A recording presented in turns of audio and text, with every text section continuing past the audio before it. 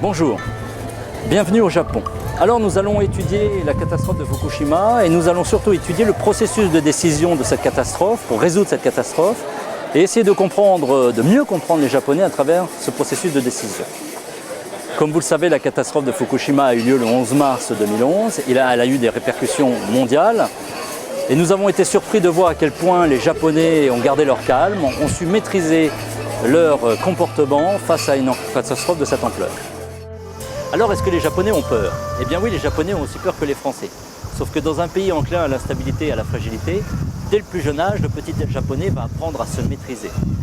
Il va savoir contrôler sa peur, et la peur va être un processus logique et rationnel pour lui parce que les catastrophes sont fréquentes au Japon.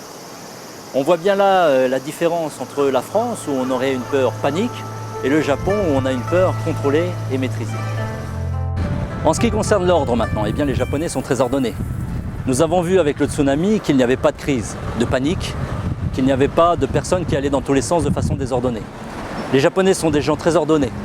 Dès leur plus jeune âge, ils apprennent à être organisés. Et c'est ainsi qu'on voit des Japonais de façon étonnante qui sont capables de s'organiser même après de terribles catastrophes. Pour prendre le train, pour prendre un ticket de train, pour prendre un métro, eh bien, on ne voit jamais personne se bousculer alors qu'ils sont plusieurs millions de personnes à prendre le métro chaque jour.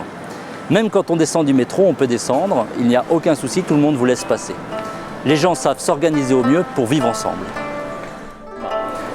Les gens ont toujours eu la tête haute, on n'a pas vu de gens pleurer, on n'a pas vu de morts, alors qu'il y en a eu, mais cette notion de façade, cette notion de tatemae, qu'on appelle donc la façade à tenir en public, à différence de Hune, qui est la vraie façade, eh bien nous sommes toujours en position tatemae et donc on n'a pas vu de morts ou de gens pleurer en forte détresse au Japon.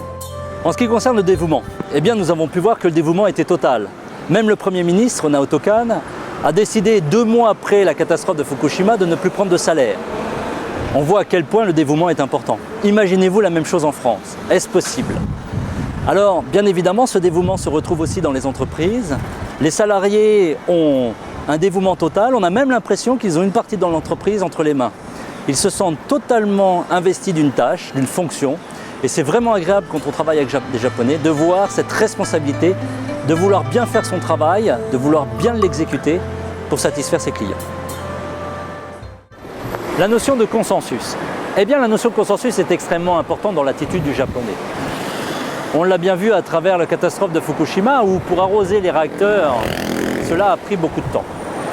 1 mois après la catastrophe nucléaire, le 11 avril, nous ne savions pas encore si l'affaire était classée au niveau 6 ou au niveau 7 comme Tchernobyl.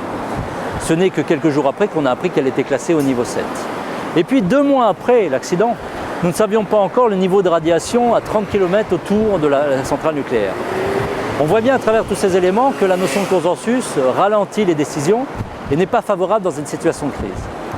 Avec les Japonais, lorsqu'on travaille avec eux, cela prend généralement beaucoup de temps, même pour des choses basiques. En ce qui concerne les affaires, si vous avez décidé d'aller au Japon pour faire des affaires, sachez que cela sera aussi très long. Il faudra se déplacer plusieurs fois avant d'avoir un premier accord. Voilà, tous les éléments que nous avons vus ensemble à travers le processus d'analyse de la catastrophe de Fukushima sont à prendre en compte quand on veut travailler avec des Japonais. Le dévouement, le temps, la notion du temps dans la prise de décision, la notion de consensus, la peur, le collectif, l'ordre, eh bien tous ces éléments-là sont à prendre en considération quand on veut travailler de façon efficace avec des Japonais. Voilà, je vous dis merci de votre attention et à très bientôt.